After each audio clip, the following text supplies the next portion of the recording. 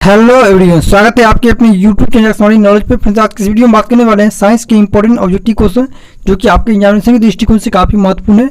जो भी स्टूडेंट 2023 में ITI का प्रवेश परीक्षा देने वाले हैं उसके लिए वीडियो काफ़ी महत्वपूर्ण है। चलिए हम बात करते हैं फर्स्ट क्वेश्चन क्या है। तो फर्स्ट क्वेश्चन पूछा गया आपसे, इमली में कौन सा अम्ल पाया जाता है, यानी कि इमली में कौन सा अम्ल पाया जाता है, ये पूछा गया आपसे। याद रखिएगा, इमली में जो अम्ल पाया जाता है ये आपको क्या पाया जाता है, तो याद रखिएगा टार्टरिक अम्ल पाया जाता है, यानी कि इमली में आपका टार्टरिक अम्ल पाया जाता है। चलिए हम बात करते हैं कि एसिटिक अम्ल जो है, एसिटिक अम्ल किसमें पाया जाता है। याद रखिए, एसिटिक अम्ल जो पाया जाता है ये आपको सिरका में पाया जाता है। याद रखिएगा, सिरका में आपका क्या पाया जाता है, एसिटिक अम्ल पाया जाता है। ओके, एसिटिक अम्ल का सूत्र क्या होता है, तो याद रखिएगा CH3COOH इसका सूत्र होता है। चलिए नेक्स्ट हम बात कर लेते हैं कि आपका ऑक्जेलिक एसिड जो है, ऑक्जेलिक एसिड किसमें पाया जाता है। याद रखिए, ऑक्जेलिक एसिड जो पाया जाता है ये आपको टमाटर में पाया जाता है। ऑक्जेलिक एसिड याद रखिए टमाटर में, यानी कि टमाटर में आपका ऑक्जेलिक एसिड पाया जाता है। ओके, चलिए नेक्स्ट हम बात कर लेते हैं कि साइट्रिक एसिड किसमें पाया जाता है। तो साइट्रिक एसिड आपका नींबू में पाया जाता है, यानी कि नींबू में आपका साइट्रिक एसिड पाया जाता है। याद रखिएगा। चलिए नेक्स्ट क्वेश्चन देख लेते हैं। नेक्स्ट क्वेश्चन जो पूछा गया आपसे, पूछा गया ओजोन के क्षय का कारण क्या है, यानी ओजोन का जो क्षय का कारण है ये क्या कारण है, इसमें से ये पूछा गया आपसे। याद रखिएगा, इसका सही आंसर होगा आपको ऑप्शन नंबर बी, यानी कि क्लोरोफ्लोरोकार्बन का जो क्या है ओजोन का क्षय का कारण है, यानी कि CFC। याद रखिएगा, CFC जो प्रूफ होता है आपको क्लोरोफ्लोरोकार्बन होता है, यानी कि ओजोन के क्षय का कारण है ये आपका क्लोरोफ्लोरोकार्बन है, यानी कि ऑप्शन नंबर बी आपका सही हो जाएगा। चलिए देख लेते हैं नेक्स्ट क्वेश्चन। नेक्स्ट क्वेश्चन में पूछा गया आपसे, पूछा गया प्रोड्यूसर गैस का मुख्य अवयव क्या होता है, यानी प्रोड्यूसर गैस जो है उसका मुख्य अवयव क्या है, ये पूछा गया आपसे। तो याद रखिएगा, उसका मुख्य अवयव आपको CO+N2 है, यानी कि कार्बन मोनोऑक्साइड, यानी CO क्या हो गया आपको कार्बन मोनोऑक्साइड हो गया, और N2 क्या हो गया आपका नाइट्रोजन हो गया। याद रखिएगा, प्रोड्यूसर गैस का जो मुख्य अवयव होता है आपको कार्बन मोनोऑक्साइड और नाइट्रोजन होता है, यानी कि CO+N2 हो जाएगा। ओके, यानी कि ऑप्शन नंबर बी आपका सही हो जाएगा। ओके, जो भी स्टूडेंट चैनल पर न्यू है चैनल को सब्सक्राइब करके बेल आइकन को प्रेस कर लीजिए ताकि कोई भी इंपॉर्टेंट वीडियो अपलोड हो तो आपको नोटिफिकेशन मिल जाए। और जो भी स्टूडेंट 2023 में ITI का प्रवेश परीक्षा देने वाले हैं उसकी भी वीडियो आप लोग को शेयर जरूर करना है। ओके, और आप लोग चाहते हैं कि मैथ का भी क्लास स्टार्ट किया जाए तो आप लोग कमेंट सेक्शन में जरूर लिखिएगा। ओके, चलिए देख लेते हैं नेक्स्ट क्वेश्चन। नेक्स्ट क्वेश्चन में पूछा गया आपसे, पूछा गया है कि गोबर गैस में कौन सी गैस होती है, यानी गोबर गैस जो है उसमें कौन सी गैस होती है, ये पूछा गया आपसे। तो याद रखिएगा, इसका सही आंसर आपको ऑप्शन नंबर ए, यानी कि मीथेन होगा। याद रखिए, मीथेन का सूत्र क्या होता है, CH4 होता है। याद रखिएगा, और गोबर गैस में कौन सी गैस होती है, तो मीथेन होती है, यानी कि ऑप्शन नंबर ए आपका सही हो जाएगा। चलिए देख लेते हैं नेक्स्ट क्वेश्चन। आप लोग कॉमेंट सेक्शन में बताइएगा ब्यूटेन का क्या सूत्र होता है, ये आप लोग कॉमेंट सेक्शन में जरूर बताइएगा ब्यूटेन का सूत्र क्या होता है। ओके, चलिए देख लेते हैं नेक्स्ट क्वेश्चन।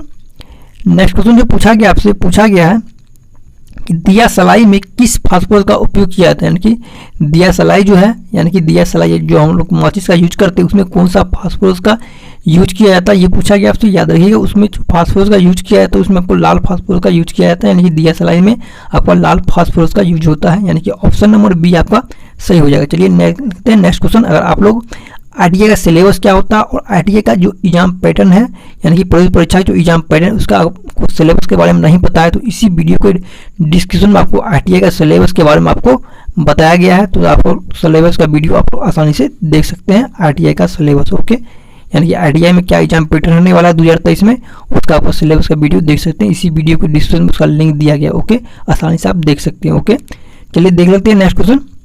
नेक्स्ट क्वेश्चन जो पूछा गया आपसे, पूछा गया है कि विद्युत मोटर के किस सिद्धांत पर कार्य करता है, यानी विद्युत मोटर जो आपको किस सिद्धांत पर कार्य करता है, विद्युत मोटर ये पूछा गया आपसे। याद रखिएगा, विद्युत मोटर जो आपका जो किस सिद्धांत पर कार्य करता है, याद रखिए विद्युत मोटर आपका विद्युतीय चुंबकीय प्रेरण पर कार्य करता है, यानी विद्युत चुंबकीय प्रेरण पर क्या करता है, विद्युत मोटर कार्य करता है, यानी कि ऑप्शन नंबर ए आपका सही हो जाएगा। चलिए देख लेते हैं नेक्स्ट क्वेश्चन। नेक्स्ट क्वेश्चन जो पूछा गया आपसे, पूछा गया है हेलाइड अयस्क का उदाहरण क्या है, यानी कि हेलाइड अयस्क जो है, हेलाइड अयस्क का जो उदाहरण है वो कौन सा उदाहरण है, ये पूछा गया आपसे। याद रखिए क्रायोलाइट, क्रायोलाइट क्या है, एक क्रायोलाइट आपका हेलाइड अयस्क का उदाहरण है, यानी कि ऑप्शन नंबर डी आपका सही हो जाएगा। चलिए देख लेते हैं नेक्स्ट क्वेश्चन। नेक्स्ट क्वेश्चन पूछा गया है आपसे कि एक एंगस्ट्रॉन का मान क्या होता है, यानी एक एंगस्ट्रॉन का जो मान होता है आपको क्या होता है, ये पूछा गया कि आपको एक एंगस्ट्रॉन बराबर क्या होता है, ये पूछा गया आपसे। याद रखिएगा, एक एंगस्ट्रॉन बराबर जो होता है आपको 10⁻⁻10 मीटर होता है, यानी कि 10⁻⁻10 मीटर के बराबर होता है आपका एक एंगस्ट्रॉन बराबर। ओके, याद रखिएगा, यानी कि ऑप्शन नंबर आपका ए सही हो जाएगा। नेक्स्ट क्वेश्चन जो पूछा गया आपसे, पूछा गया है कि गोलीय दर्पण किसी गोलीय दर्पण की फोकस दूरी तथा उसकी वक्रता त्रिज्या में संबंध क्या होता है, यानी किसी गोलीय दर्पण की फोकस दूरी और उसकी वक्रता त्रिज्या में क्या संबंध होता है, याद रखिएगा F बराबर R/2 होता है। ओके, इससे आपका न्यूमेरिकल भी पूछा जाता है, यानी कि F बराबर R/2 होता है। ओके, F दे देगा आपसे रेडियस पूछ लेगा, या रेडियस दे देगा आपसे F पूछ लेगा। ओके, याद रखिएगा F बराबर R/2 होता है। ओके, यानी कि ऑप्शन नंबर ए आपका सही हो जाएगा। चलिए देख लेते हैं नेक्स्ट क्वेश्चन। नेक्स्ट क्वेश्चन जो पूछा गया है प्लस 4D क्षमता वाले लेंस की फोकस दूरी क्या हो, यानी प्लस 4D क्षमता वाले लेंस की जो फोकस दूरी हुई ये क्या हुई, ये पूछा गया आपसे, यानी कि फोकस दूरी आपसे पूछा। याद रखिए P बराबर क्या होता है आपका 1/f होता है, ये फॉर्मूला होता है, यानी कि आपका प्लस 4D क्षमता वाले, यानी कि P का मान दिया गया प्लस 4 दिया गया है और 1/f। ओके, बटे 1/f, तो F बराबर जो आप निकालिए तो ये निकल के आएगा आपका 0.25 आएगा। ओके, यानी कि ये जो आपका F बराबर निकल को जो आएगा आपका P बराबर क्या होता है 1/f होता है। ओके, याद रखिएगा P बराबर 1/f होता है और P का मान क्या दिया गया 4 दिया गया है, तो 1/f हो जाएगा। ओके, और F का जो मान निकलेगा आपका 0.25 आपका मीटर होगा। ओके, यानी प्लस में होगा, यानी कि ऑप्शन नंबर आपका सी सही हो जाएगा। ओके, याद रखिएगा कि P बराबर 1/f होता है। ओके, P बराबर क्षमता हो गया, पावर हो गया, और 1/f हो गया, F बराबर फोकस हो गया। ओके, चलिए फोकस दूरी हो गया। चलिए देख लेते हैं नेक्स्ट क्वेश्चन क्या पूछा गया आपसे। तो नेक्स्ट क्वेश्चन जो पूछा गया आपसे, चलिए देख लेते हैं। तो नेक्स्ट क्वेश्चन आता है आपका वेग में परिवर्तन की दर को कहते हैं। याद रखिएगा कि वेग में जो परिवर्तन की दर को क्या कहते हैं, ये पूछा गया आपसे। याद रखिएगा वेग में जो परिवर्तन की दर को क्या कहते हैं, त्वरण कहते हैं। क्या कहते हैं, त्वरण कहते हैं। याद रखिएगा F बराबर क्या होता है आपको ma होता है। इससे भी आपका एक न्यूमेरिकल पूछ लिया जाता है कभी कभी। F दे देगा आपसे, पूछ लेगा आपको, F दे देगा आपसे। ओके, और एक्सलेरेशन देगा यानी तुरंत दे देगा, मास पूछ लेगा, या मास दे देगा आपको और फोर्स दे देगा आपको, तुरंत पूछ लेगा। ओके, कुछ भी पूछा जा सकता है इसमें आपको। तो याद रखिएगा F बराबर ma होता है। ओके, और वेग में परिवर्तन की दर को क्या कहते हैं, त्वरण कहते हैं, यानी कि ऑप्शन नंबर आपका डी सही हो जाएगा। चलिए देख लेते हैं नेक्स्ट क्वेश्चन। तो नेक्स्ट क्वेश्चन जो पूछा गया आपसे, पूछा गया है नेक्स्ट क्वेश्चन देख लेते हैं। पूछा कि अब निम्न में से सबसे अच्छा नाभिकीय ईंधन कौन है, यानी कि सबसे अच्छा नाभिकीय ईंधन कौन है, इसमें से ये पूछा गया आपसे। तो याद रखिएगा इसका सही आंसर आपको ऑप्शन नंबर डी, यानी कि प्लूटोनियम जो है आपको सबसे अच्छा नाभिकीय ईंधन है, यानी कि ऑप्शन नंबर डी आपका सही हो जाएगा। चलिए देख लेते हैं। अभी तक आप वीडियो को लाइक नहीं किया तो वीडियो को लाइक जरूर कर दीजिएगा। ओके, और कोई भी डाउट है तो आप हमें कॉमेंट कर सकते हैं। ओके, चलिए देख लेते हैं नेक्स्ट क्वेश्चन। नेक्स्ट क्वेश्चन पूछा गया आपसे पृथ्वी के समान आकार लगभग दिखाई देने वाला ग्रह कौन है, यानी पृथ्वी के समान आकार लगभग दिखाई देने वाला ग्रह कौन सा है, ये पूछा गया आपसे। तो याद रखिएगा इसका सही आंसर आपको ऑप्शन नंबर ए, यानी कि शुक्र हो जाएगा। ओके, याद रखिएगा शुक्र क्या आपको पृथ्वी के समान आकार का दिखने वाला ग्रह है, यानी कि ऑप्शन नंबर ए आपका सही होगा। ओके, चलिए देख लेते हैं नेक्स्ट क्वेश्चन क्या पूछा गया आपसे।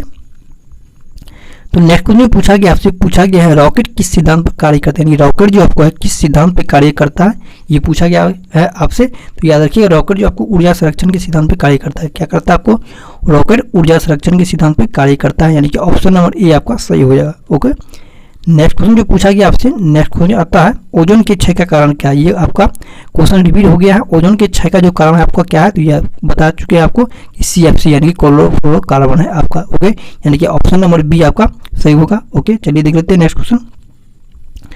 नेक्स्ट क्वेश्चन जो पूछा गया आपसे, पूछा गया है नेक्स्ट क्वेश्चन आता है, पूछा गया परमाणु के एक नाभिक कण प्रोटॉन की खोज किसने की, यानी प्रोटॉन की खोज किसके द्वारा किया गया था, ये पूछा गया आपसे। याद रखिएगा प्रोटॉन की जो खोज किया था आपको रदरफोर्ड के द्वारा किया गया था। किसी द्वारा किया था, रदरफोर्ड के द्वारा किया था वो प्रोटॉन का खोज। ओके, याद रखिएगा अगर पूछा जाए आपसे कि न्यूट्रॉन का खोज किसके द्वारा किया था, यानी न्यूट्रॉन का जो खोज किया था ये किसके द्वारा किया गया था, न्यूट्रॉन का खोज। तो याद रखिएगा न्यूट्रॉन का जो खोज किया गया था ये आपको जेम्स चैडविक के द्वारा किया गया था, यानी कि जेम्स चैडविक के द्वारा आपका किया गया था आपका न्यूट्रॉन का खोज। याद रखिएगा परमाणु के यानी कि प्रोटॉन का जो खोज किया था आपको रदरफोर्ड के द्वारा किया था, और न्यूट्रॉन का खोज किया था चैडविक के द्वारा किया गया था। ओके, अगर पूछा जाए कि इलेक्ट्रॉन का खोज किसके द्वारा किया था, यानी कि इलेक्ट्रॉन जो है, ओके, यानी कि इलेक्ट्रॉन का जो खोज किया था आपको किसके द्वारा किया था, यानी कि जे थॉमसन के द्वारा किया गया था आपका। ओके, यानी जे थॉमसन के द्वारा आपका किया गया था, आपका इलेक्ट्रॉन का खोज किया गया था। ओके, याद रखिएगा।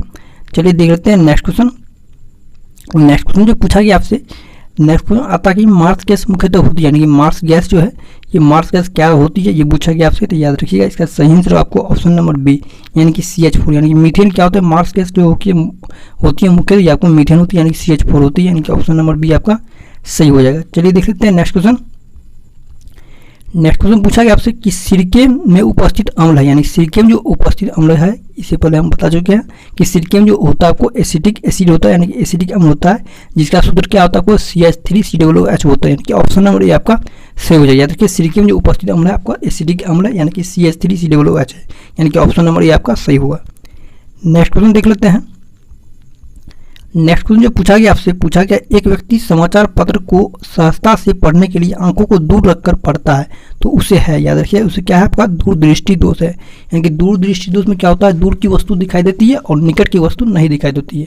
ओके, यानी उसे दूरदृष्टि दोष और निकट दृष्टि दोष में निकट की वस्तु दिखाई देती है और दूर की वस्तु नहीं दिखाई देती है। ओके, याद रखिएगा ऑप्शन नंबर सी आपका सही होगा। नेक्स्ट क्वेश्चन जो पूछा गया आपसे, नेक्स्ट क्वेश्चन आता है आपका जो कि आपका पूछा गया है, प्रकाश की शक्तिशाली समांतर किरण पुंज प्राप्त करने के लिए वाहनों की हेडलाइट में होता है, यानी कि प्रकाश की शक्तिशाली समांतर किरण पुंज प्राप्त करने के लिए वाहनों की जो हेडलाइट में आपको कौन सा दर्पण लगाया था, ये पूछा गया आपसे। याद रखिए वाहनों में जो लगाया था आपको दर्पण जो लगाया था, ये आपको अवतल दर्पण लगाया था, यानी कि ऑप्शन नंबर आपका 20 सही हो जाएगा। याद रखिए वाहनों में कौन सा लगाया था, वो हेडलाइट में अवतल दर्पण का यूज किया जाता है, यानी कि ऑप्शन नंबर आपका बी सही होगा। ओके, चलिए देखते हैं नेक्स्ट क्वेश्चन। नेक्स्ट क्वेश्चन पूछा गया आपसे, पूछा गया कि एल्युमिनियम वायुमंडल की O2 के संपर्क में आने के बाद Al2O2 बनाता है, यह क्रिया है, यानी कि वह क्रिया जो है वो कौन सा क्रिया है, ये पूछा गया आपसे। याद रखिए संक्षारण का क्रिया ये होता है आपको, यानी कि ऑप्शन नंबर ए आपका सही होगा। यानी कि एल्युमिनियम और वायुमंडल की ऑक्सीजन के संपर्क में आने के साथ क्या होता है, Al2O2 बनाता है और यह क्रिया क्या कहलाता है, संक्षारण कहलाता है, यानी कि ऑप्शन नंबर ए आपका सही होगा। ओके, चलिए देख लेते हैं नेक्स्ट क्वेश्चन जो पूछा गया आपसे। नेक्स्ट क्वेश्चन आता है आपका कि एल्कली की उपस्थिति में एक एस्टर जलीय अपघटन कहलाता है, यानी एल्कली की उपस्थिति में एक एस्टर का जलीय अपघटन कहलाता है, यानी क्या कहलाता है, ये पूछा गया आपसे। याद रखिएगा आपका साबुनीकरण कहलाता है यह प्रक्रिया। ओके, यानी कि ऑप्शन नंबर बी आपका सही होगा। ओके, नेक्स्ट क्वेश्चन जो पूछा गया आपसे, नेक्स्ट क्वेश्चन आ जाता है कि पाचन में मदद करने वाला अम्ल क्या है, यानी कि ये क्वेश्चन काफ़ी ईजी है।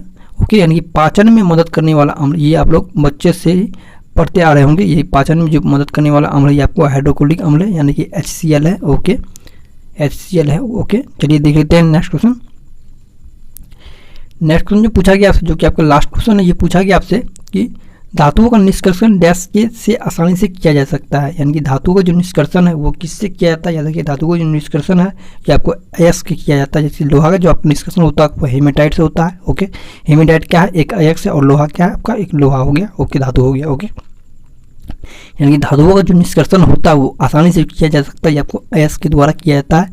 जिससे आपका लोहा क्या हो गया, एक आपका धातु हो गया, और उसका अयस्क क्या होता है आपका हेमेटाइट होता है, मैग्नेटाइट होता है। ओके, ये होता है। ओके, तो आप लोग ये क्वेश्चन लास्ट था। ओके, अगर आप लोग चैनल पे न्यू है तो चैनल को सब्सक्राइब कर लीजिएगा, बेल आइकन को प्रेस कर लीजिएगा, और कोई डाउट है तो आप लोग कमेंट कर दीजिएगा। ओके, मिलते हैं नए वीडियो में। और आप लोग चाहते हैं कि मैथ का भी क्लास स्टार्ट हो तो आप लोग कमेंट सेक्शन में जरूर बताइए, और वीडियो के ऊपर एक लाइक कर दीजिएगा। ओके, और शेयर कर दीजिएगा। ओके, तो मिलते हैं नए वीडियो में, धन्यवाद।